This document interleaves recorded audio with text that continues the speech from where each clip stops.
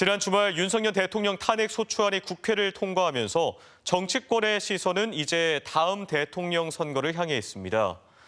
내년 상반기 조기 대선 가능성이 높아지면서 역대 선거의 풍향계 역할을 해왔던 충청 표심에 특히 관심이 모아집니다. 문은선 기자의 보도입니다.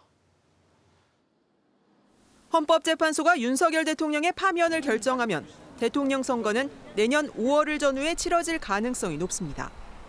박근혜 대통령 탄핵으로 치러진 2017년 대선에선 더불어민주당 문재인 당시 후보가 압도적인 표 차이로 당선됐습니다.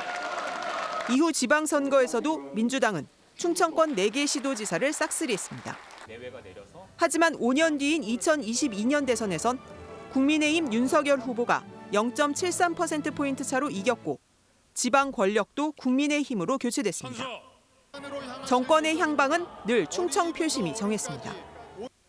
이번에 조기 대선이 치러진다면 민심은 내란 사태로 인한 탄핵의 의미를 더해 선택할 것이란 분석입니다.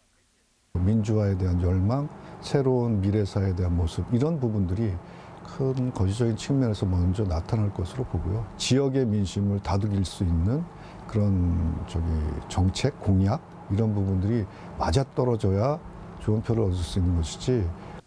좌절된 충청 대망론을 이어갈 충청권 차기 대선 후보군에 대한 관심도 높습니다.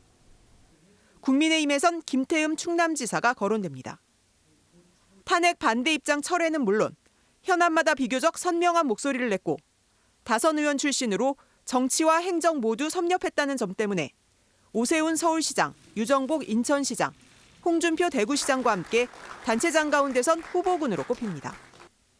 민주당에선 충북 음성이 고향인 김동연 경기지사가 차기 주자로 거론됩니다. 정치 일정이 급변하면서 내년 4월 2일 치러지는 아산시장 재선거는 충청 민심을 가늠할 중요한 선거가 될 전망입니다. 다만 탄핵 정국을 거치며 개헌 요구가 설득력을 얻긴 했지만 국민적 합의 등 시간이 촉박해 조기 대선과 함께 개헌은 어려울 것이란 전망이 우세합니다. MBC 뉴스 문은선입니다.